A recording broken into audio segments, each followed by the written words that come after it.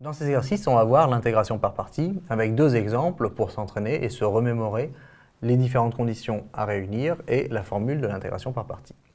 Alors ici, on nous propose une intégrale i sur ab de ln de t dt.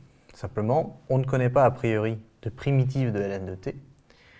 On est quand même sur un segment convenable, puisque b strictement supérieur à a, strictement positif. Donc pas de problème de définition de ln de t ni de l'intégrale, puisque ln de t est continue sur ab.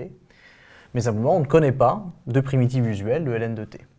Alors ce que l'on va faire, c'est intégrer par partie. Et pour intégrer par partie, on va dire qu'en fait, c'est l'intégrale d'un produit de fonction de 1 fois ln de t.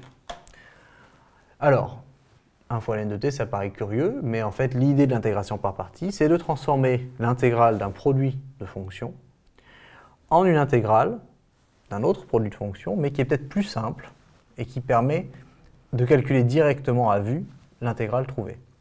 Donc ici, ce que l'on va faire, on va poser u et v'.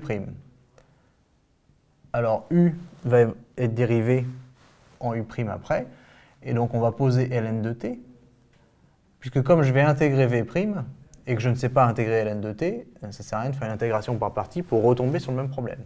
Donc je pose u et v', et donc u', ça va être 1 sur t, et v, ça va être t. Et donc, ce qu'il faut que je dise absolument, c'est que les fonctions u, v, u', v' sont continues sur AB, qui est l'intervalle d'intégration. D'accord ? Donc non seulement u et v sont continues, mais leurs dérivés, u' et v', sont continues également.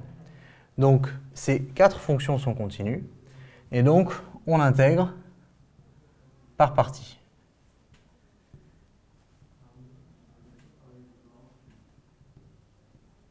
Et si on intègre par partie, à ce moment-là, i, qui est égal à l'intégrale de a à b de 1 fois ln de t dt, c'est-à-dire de v',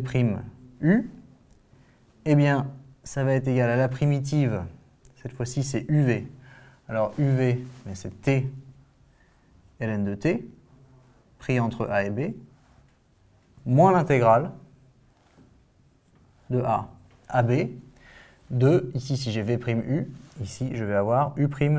Et u'v, ça fait t sur t dt.